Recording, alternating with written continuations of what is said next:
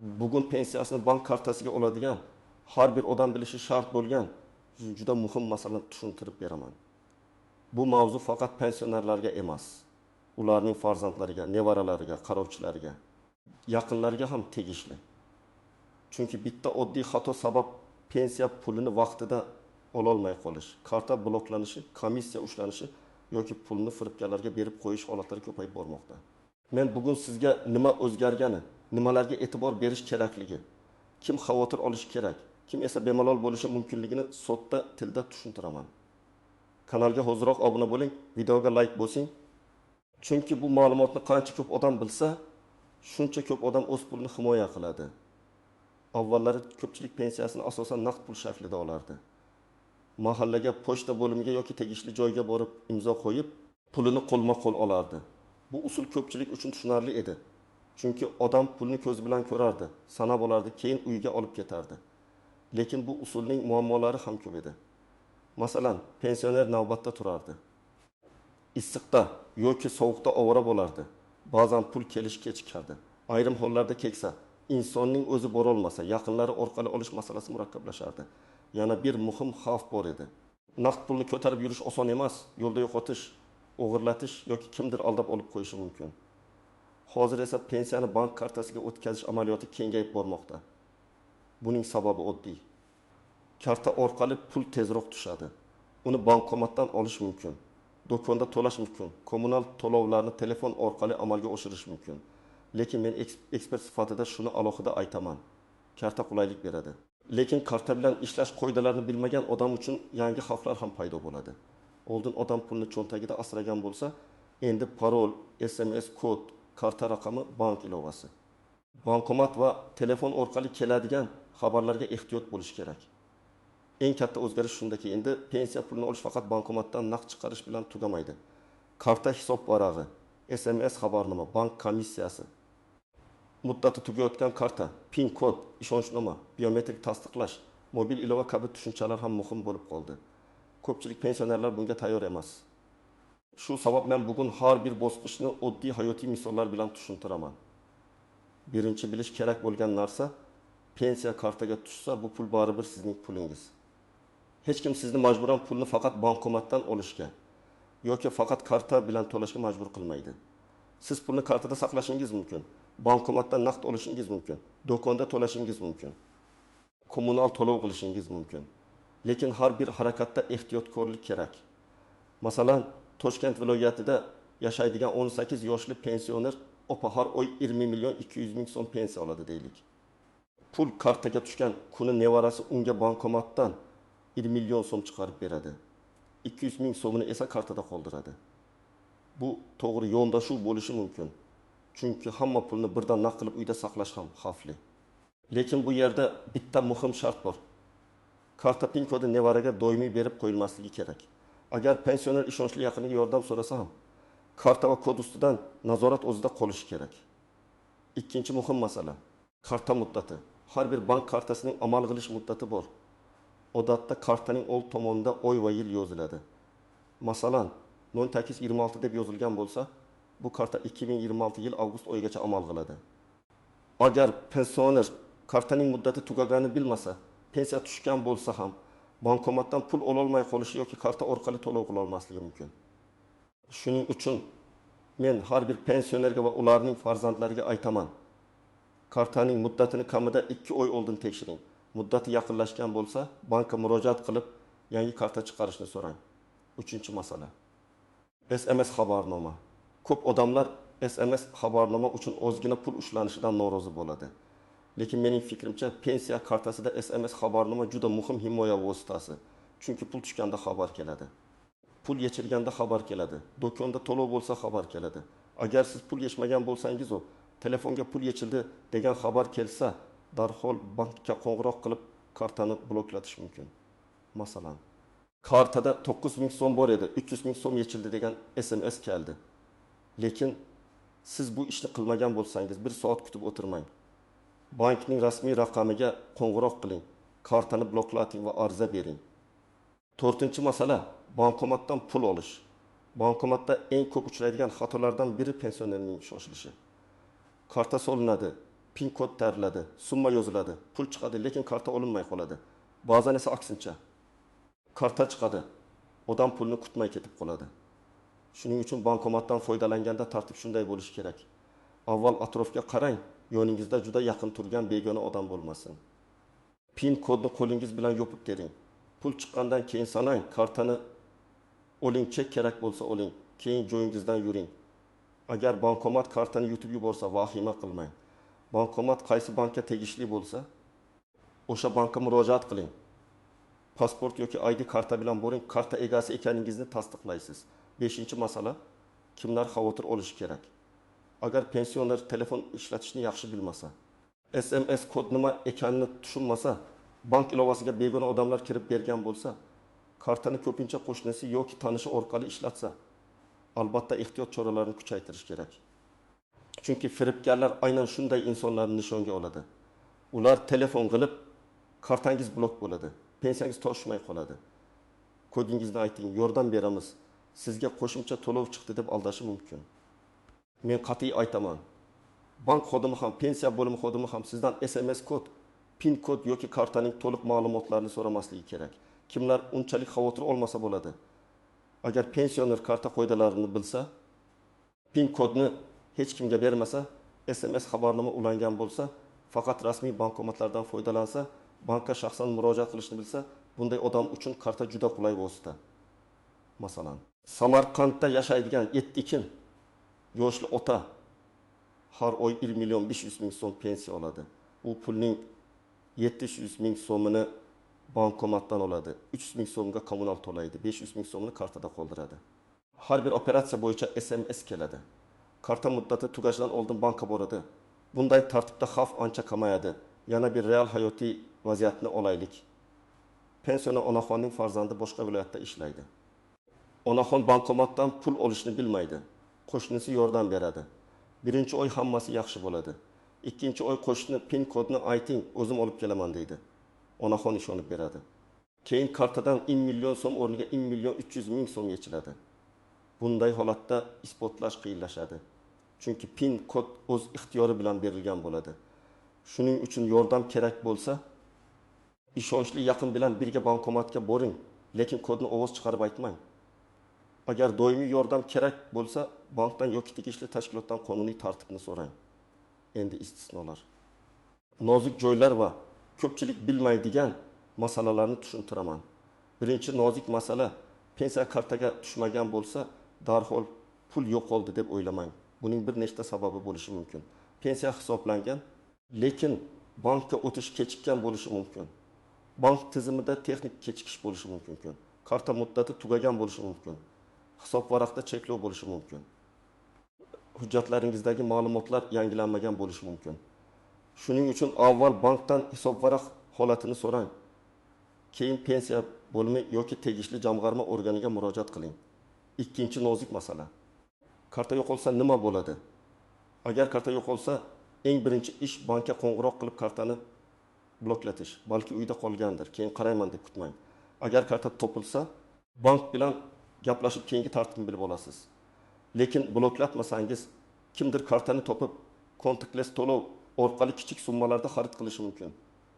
Ayrim kartalarda pin kodsiz to'lov limiti bo'ladi. Shu sabab karta yo'qolganini sezgan zahoti harakat qiling. Uchinchi masala bank ilovasi. Hozir ko'pchilik farzandlar ota-onasining telefoniga bank ilovasini o'rnatib beradi. Bu yaxshi, lekin faqat to'g'ri ishlatilsa. Ilovaga kirish paroli, telefon paroli va SMS kodlar nazoratda bo'lishi kerak. Agar telefonni har kim ishlatsa, ilova ochiq tursa, bu xavf. Masalan, pensionerning telefoni nevaralari o'yin o'ynash uchun oladi. Qo'shnisi qo'ng'iroq qilish uchun oladi. Tanishi rasm ko'rish uchun oladi. Shunday telefonda bank ilovasi parolsiz tursa, pul xavf ostida bo'ladi. Men bunday holatda telefon ekraniga alohida parol qo'yishni, bank ilovasiga esa alohida kirish kodini qo'yishni maslahat beraman. 4-masala komissiyalar. Har bir bankda va har bir operatsiyada shartlar farq qilishi mumkin.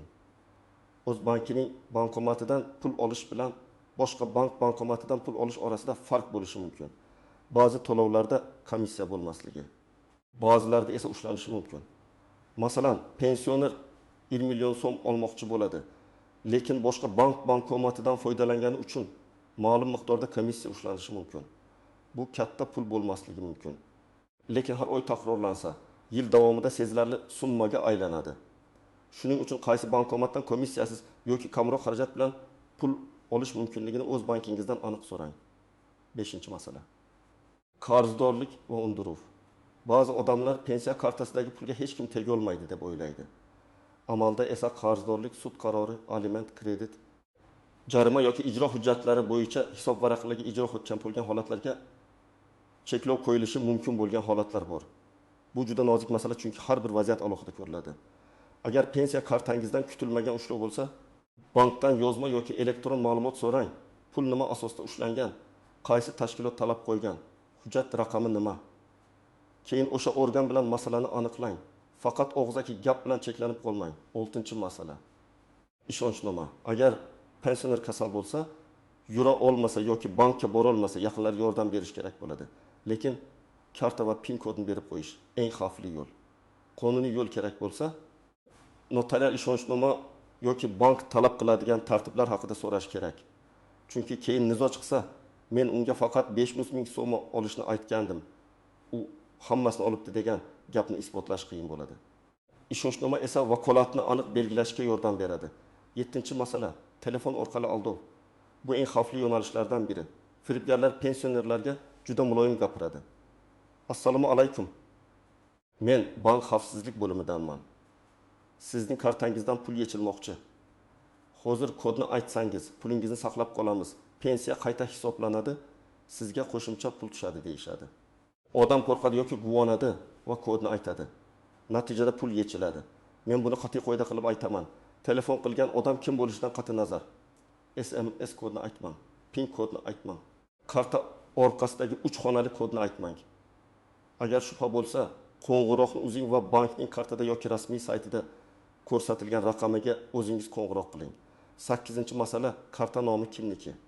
Pensiya imkon qadar pensionerning o'z nomidagi kartaga tushishi kerak. Ba'zan odamlar onamning pensiyasini o'g'limning kartasiga tushirsak bo'ladimi deb o'ylaydi. Bunday masalalarda bank va pensiya organining rasmiy tartibi bor. Begona yoki farzand nomidagi karta ishlatilsa, keyin hisob, huquq, meros, nizo, qarzdorlik masalalarida muammolar chiqishi mumkin. Shuning uchun eng to'g'ri yo'l karta egasi pensiya oluvchining o'zi bo'lsin, yordam kerak bo'lsa. Qonuniy vakillik rasmiylashtirilsin. Endi aniq nima qilish kerakligini birma-bir aytaman. Birinchi qadam, kartangizni qo'lingizga oling va amal qilish muddatini tekshiring. Agar muddat tugashiga 1 yoki 2 oy qolgan bo'lsa, bankingizga boring. Pasport yoki ID karta olib boring. Agar pensiya guvohnomasi yoki pensiya bilan bog'liq hujjat so'ralishi mumkin bo'lsa, uni ham olib borish foydali. Bank xodimidan yangi karta qachon tayyor bo'lishini, eski kartadagi pul yangi kartaga qanday o'tishini, SMS xabarnoma saqlanib qolishini aniq so'rang. Ikkinchi qadam, SMS xabarnomani tekshiring. Telefoningizga pensiya tushgani, pul yechilgani yoki to'lov bo'lgani haqida xabar keladimi, yo'qmi aniqlang. Agar kelmasa, bankka murojaat qiling.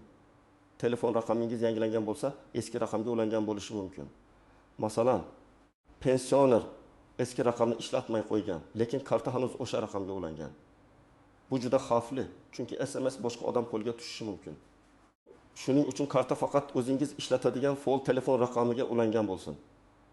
3-qadam PIN kodni o'zgartiring, agar uni kimdir bilsa. Agar siz PIN kodni farzandingizga, qo'shningizga, sotuvchiga, tanishingizga yoki bankomat oldida yordam bergan odamga aytgan bo'lsangiz, imkon qadar tezroq bank orqali yoki bankomat orqali PIN kodni yangilang. PIN kod tug'ilgan yil, telefon raqamining oxiri 1011. 1002-34 kabi oson raqamlar bo'lmasin. Oddiy, lekin boshqalarga topish qiyin bo'lgan raqam tanlang. Uni qog'ozga yozib, karta bilan birga saqlamang. 4-qadam, bankomatdan foydalanish joyini to'g'ri tanlang. Yoritilgan. Odamlar bor bank filiali yaqinidagi yoki ishonchli joydagi bankomatdan foydalaning. Juda chetga, qorong'u shubhali joydagi bankomatdan pul olishga shoshilmang. Agar bankomat ekrani g'alati ishlasa, karta joyida qo'shimcha moslama bordek tuyulsa, tugmalar yopishqoq yoki boshqacha bo'lsa, undan foydalanmang. Bankka xabar bering. 5-qadam. Pensiya tushmasa, tartib bilan harakat qiling. Avval bankka boring yoki qo'ng'iroq qiling. Karta faolmi?